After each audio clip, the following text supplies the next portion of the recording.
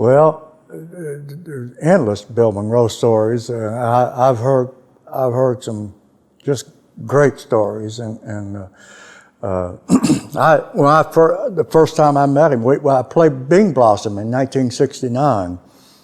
Of course, it was just a couple years old, then, but it was big. That was kind of the, we were still in the folk era, and the festivals and stuff were really just blossomed out. I mean, there was, everybody from, young teenagers, calling them hippies and whatever, to the old grandmas and grandpas that loved bluegrass, and but we were there, and we had an old brown bus. School bus that had been, painted, and we were parked next to Jim and Jesse. Their bus was there, and which those guys just some of the nicest guys you ever met. And they made a big campfire and put on a big pot of beans, and invited us over, and we got a big jam session going.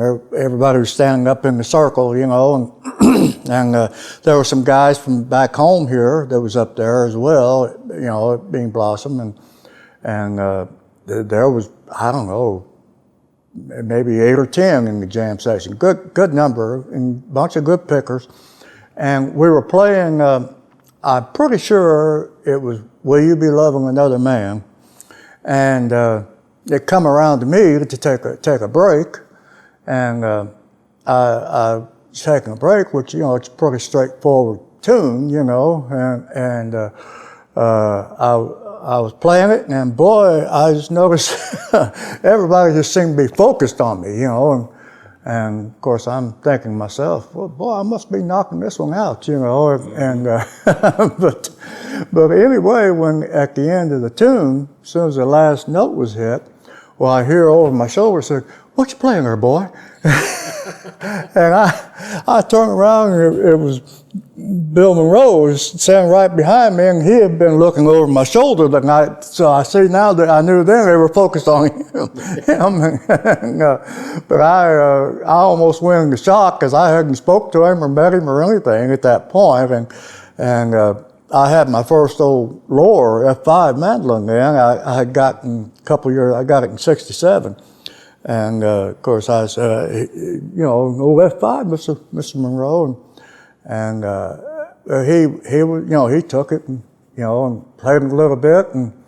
And he said, "Have you ever played mine?" And I said, "No, sir, I never have. I'd never seen it even," but anyway, a little later on, he left in a little while, and I don't know, a few hours later or something, I come across him, and he remembered me, from that, or probably remembered my mandolin, I guess, maybe, but "Come here, boy, come here." And I went over, and he just handed me his mandolin, and I jumped on it, and I remember the action was high. Oh, golly, you're so high, and I thought, man, he must have an iron grip, but that's the way he liked to play them, he changed later on, towards the end, he didn't carry it that high, but boy, the early days, he sure did. I've heard that. He refused to have a neck reset. Oh, yeah. He sure did. Yeah, and it was way up. And he told me, he said, I don't like it rattle. Well, it wouldn't rattle, and, but anyway, and he was, nobody could make that mandolin or any other mandolin sound like it sounded when he played it. And it's, that proved to me, like it's been proven many times, the player has a whole lot to do with the tone of any instrument, I think. And like Tony Rice with his... That's exactly right. D28. That's right. And, but anyway, it was really, from then on, we got to be, buddies. I was, he recognized me whenever, we crossed paths, and his almost his first thing to do every time, he'd walk up to me or say, "Come here, boy," and he'd call me boy. For as I told you a while ago, probably for the first 20 years before he ever would call me by Frank, by my name. But anyway, and he would always, when I go over, he would always play a little ditty. And what'd you think of that? What'd you think about that? And I, well, that was fine. That was good, Mr. Monroe. He was quite the guy. I was very privileged to get to talk to him, and we weren't good buddies, but he was easy to talk to and friends, and he was so straightforward with his music. I mean, he knew exactly what he wanted to hear. I mean, to the note, not one more note, not one less note, not one flat, he knew exactly what he wanted to hear. I was so impressed, of him, what God had put in him in music. And I didn't realize it for a long time, you compare his playing to, especially a lot of modern players, you say, well, that's rough, or that's, this or that. No, he was making music. To me, there's a difference, in making music. And, every note said something. I remember when Monroe's Hornpipe come out, and we were together, and I'd been trying to learn it, and I played it, but it didn't have that bounce, that he had, and I knew something was wrong, and anyway, we were together, and I thought, I'm going to ask him, and I said, Bill, how, play Monroe's Hornpipe for me. How you play that? He said, you play it. I said, well, okay, So I got about 2 bars in, and he said, no. But he said, too many notes. And I said, okay, yeah. And then he showed me, and it all makes sense. I was trying to. It seemed like he always, or me anyway, always trying to make things too complicated. And you just want to say, yeah, well, this will work here, this will work there. There's a whole lot of things that work, but will it make music? Will it have that feel? And that, Chubby Wise was great on that with the feel. It seemed like he could get more out of one note, than most could.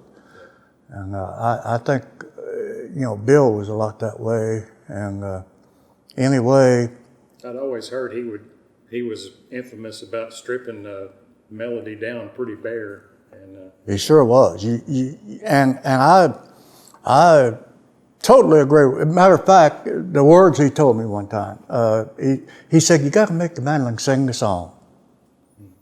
And it took me quite a while cogitating on that, meditating on it, but that's right. To me, that's the way I play, and I wish I could play like so many, like you, so many of these other guys. They just, there's a wow factor to it. When I watch them, wow, man, them guys, look out. I was doing a workshop one time up in Canada with a guy. We were playing a festival, and the festival promoter, they put us together. Because he was a very progressive player and just a knockout kind of a player, almost a Thiele, type. And then they put me with him, and he wanted the 2 of us to, and I'm sure it was, the diverse, old school versus new school, I guess, and we went through our ideals and opinions, on here's why I play this way or whatever, and I'll never forget at the end of the session, there was a guy standing back there and sitting. He was one of the students at the workshop. Sat back there and he said he picked out a tune. I don't remember what the tune was now. some instrumental tune. He said, I'd like to hear both of you play it, play it, together. You take a break and you take, and so we did, and I played it my style and whatever style, I played it the way I play it, and he played it, and man, he just eat that thing up. I thought, holy cow, how did you find that many notes in that tune? And anyway, at the end, the guy's assessment was, he said, he said, it looks to me like, he said, he was running he said, that young man was running all over that fingerboard, finding all that notes, and he said, you found yours and hung on to it. I said, well, that's about right, and but what I think you've got to have the signature notes in the melody. Embellishment it's good, and it enhances it. It's really good, and it can add to the emotion. But if you don't have the signature notes of that melody, then you're not playing the tune. I mean, that's old school stuff for me. Yeah, I mean, I'm way behind Brad. That's what I like too. But I just, when Bill Monroe said you got to make the mandolin sing the song, boy, I said a big amen.